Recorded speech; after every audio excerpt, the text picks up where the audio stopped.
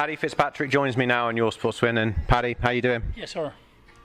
Luke Watkins back in the ring Friday night, a little bit sooner than anticipated. Although in our last interview you did hint he might be out in June, and sure he is. So what do we know? Who's he fighting, and what sort of a performance can we look forward to? Let me look into my trusty. Is this hot off the press? No, I just can't remember the dude's name. Let me see.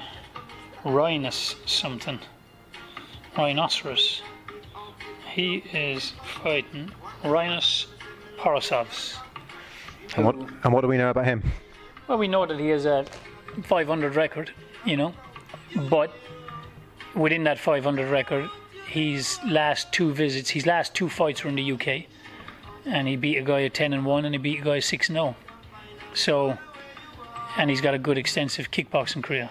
So he hasn't got the most dangerous pro record when you look at it, but he's fair to say coming over here intending to do it again. He's beaten a 10-0 or a 10-1 and then a 6-0. Now he's fighting to do the 7-0.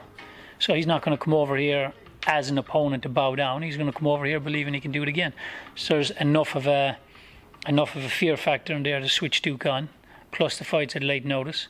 So, the same as any fight, you haven't won it until you've won it. And I definitely don't want to look at this dude and think because of the overall record that we've got to win in the bag already. We've got to pay attention. Was Luke kind of ticking over, pretty much full on camp anyway, expecting that there might be a fight? Duke's a complete consummate professional. He doesn't really tick over. He has a fight. He had a cold going into the last fight. He was coughing up phlegm in the changing room before we actually went to the ring. So he fought on the Saturday. Usually he'd be back in the gym by around the Tuesday. He didn't come in, I think it was until the Wednesday or Thursday. He cleared up his cold, got back in. His first session was a strength session. And then we've been back on it ever since. So he hadn't sparred since the last fight, but I took him down last night and he sparred with Chris Ballum-Smith, who was kind enough to help us out. And anything that Chris offered us last night over 6 will be more than enough to get him ready for Friday.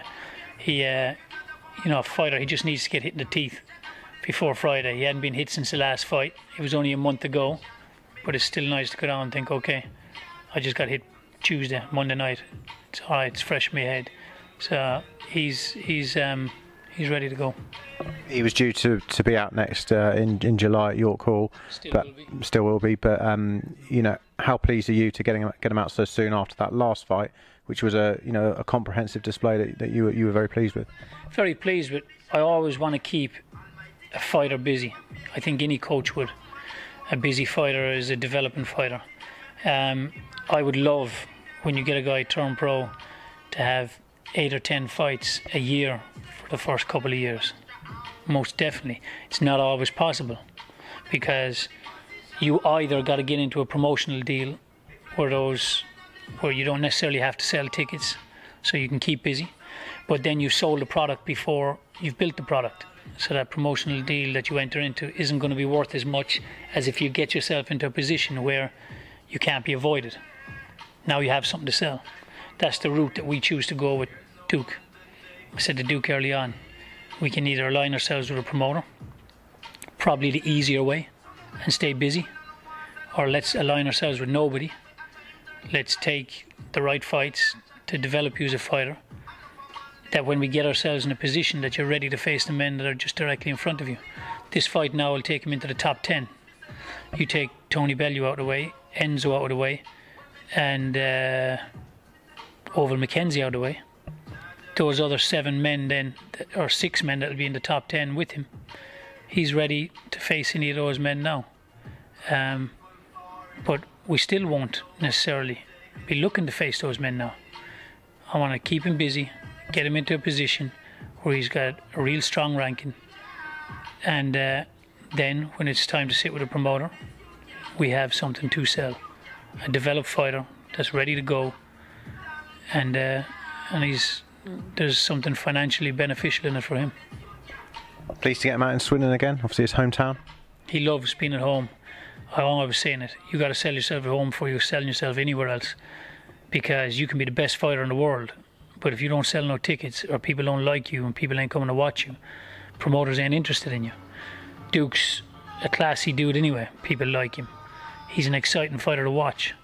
He's one of the big men, even though he's not a heavyweight. He's a cruiserweight, and that's coming to light a little bit now. The cruiserweight division it's firing up again.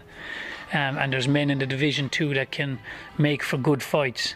So he's had a buzz going about him for, safe to say, the last year, 18 months in Swindon. He's headlined a couple of cards here. And the most important crowd for Duke and me in his career is the Swindon crowd. They're the most important. When he can start having them loving him for what he's doing and who he is, then we know we're onto something. And they are. He's a genuine nice guy. Fight his ass off. What's not to like?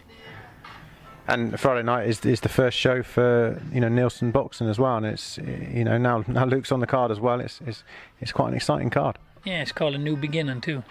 It is an exciting card. They were involved in doing other promotions, charity boxing events early on, and Duke used to always say to me, they do a classy show. They put together a show very well. Keith, due to his health, had to kind of do a bit less, and it was only the sensible thing to do because of his health and that. So he's still managing his fighters and still involved in the game that way. But then that left an opening for somebody else to come in and start promoting. I think that they, as far as putting on quality shows, they've already proved that, even though not in the pro game, they've already proved that they know how to do marketing, they know how to put a show together. So the fact that they've stepped in now and started doing the shows here in Swindon, I think is a good thing. Kelly's fighting for WBC silver. Ryan is developing very well. He came here and sparred last week, and he's really come along a lot in the last 8 to 10 months. And then you have Duke there, so you have a nice few fighters of which to start pushing forward at just the right time for Nielsen's to be putting on some good shows. That's a phrase you've used before, but boxing's buzzing in Swindon again. It is buzzing, and it's getting bigger and bigger and bigger. I got another 2 guys waiting here to turn pro. Sniper Smith will be fighting on the shows here in Swindon. Dave Bailey's at light heavyweight looking to go to super middle. And you have, like I say, Kelly, and you have Ryan. There's a lot of good pros in the town, and the amateurs is buzzing. So boxing in general, everyone now seems to know somebody that's involved in boxing. That wasn't the case years ago. Swindon would produce a good fighter at a time. There's been always good fighters associated with Swindon, one at a time. But now we have a collective of fighters in the town that have got a lot of promise.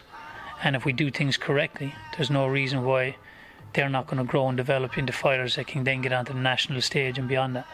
I was going to say that all the names you mentioned there, we could have a nice trophy cabinet in Swindon full of some nice titles, couldn't we? Yeah, we could have. Yeah, like I say, I was really impressed with Ryan's subtlety in his head movement the other day, and tiny little shifts he was making against the ropes. He's developed well, but he's been sparring a lot away with bigger names, and that'll only either fold you or grow you. And with his mentality and his experience as an amateur, that's serving in the right way to grow him. I have no doubt in my mind Duke's going to be a world champion. I see every ingredient that you need. We're a long way off it, but that don't matter to me. It's a nice cake. I don't care taking time mixing the ingredients and watching it cook. So we'll get there. And it's really nice to be a part of it. Paddy, best of luck for Friday night with Luke, and thanks for joining us. Keep smiling. Cheers. Peace. Thank you.